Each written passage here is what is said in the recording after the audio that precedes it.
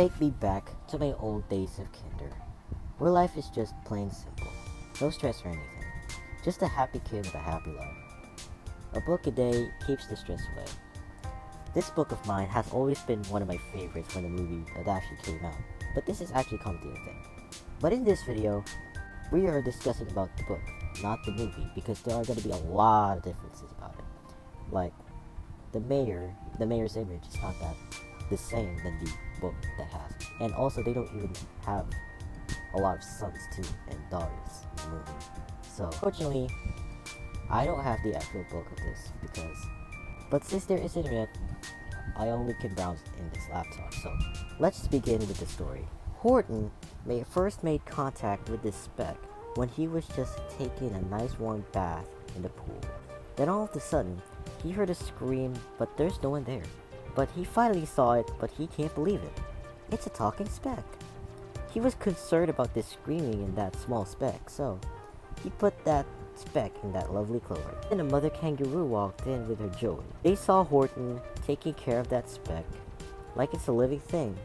And guess what? They laughed at her.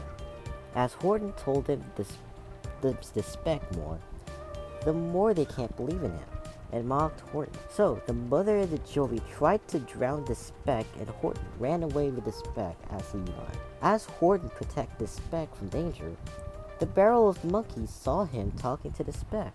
The barrel of monkeys are so curious that they also wanted to see what's in the speck. Horton tried to hold on with the speck, but the monkeys are too strong to handle. They climbed up to the tree and gave it to the vulture. That's not good. And his name is Vladikov. Horton tried to get the speck back, but there's no sign of stopping.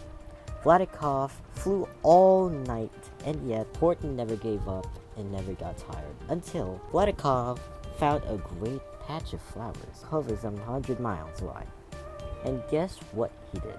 He dropped that clover in that pile of clovers with the speck in it. That's gonna be hard. Horton searched until he finds that clover with a speck. Horton said, I'll find it. I'll find it or I'll bust. I shall find my friends on my small speck of dust. And then, in the afternoon, he finally found that clover. If I was him, I'll be sleeping. The mayor told Horton that they are in big trouble and their village will be torn apart into small dust like a speck. He said, Our teapots are broken. Our rocky chairs smashed. Our bicycles blew up when they crashed. Horton, please, will you stick by us while we make the repairs? Horton nodded, but all of a sudden, the mother and her joey and the barrel of monkeys arrived at sea. She said that they are gonna boil that clover with that speck.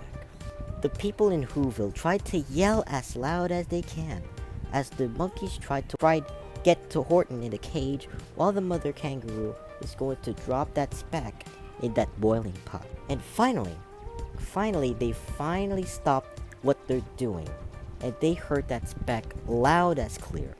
Then the mother kangaroo said, I'm going to protect them with you, no matter how small it is. And that's the end of that beautiful story. It is beautiful. There is a reason why I love this book till this day, because of the message it conveys.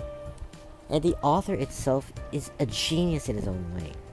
And thanks to him, my imaginations are creative and more wide because of him. And that's how I make my music, with all the imaginations I think about in my head, and yeah. Since we're in the topic of Dr. Seuss, I actually watched the actual movie of this, and I actually recommend it. It's a fun movie. And for me, the message conveys is, a person is a person, no matter how small. That's it for today.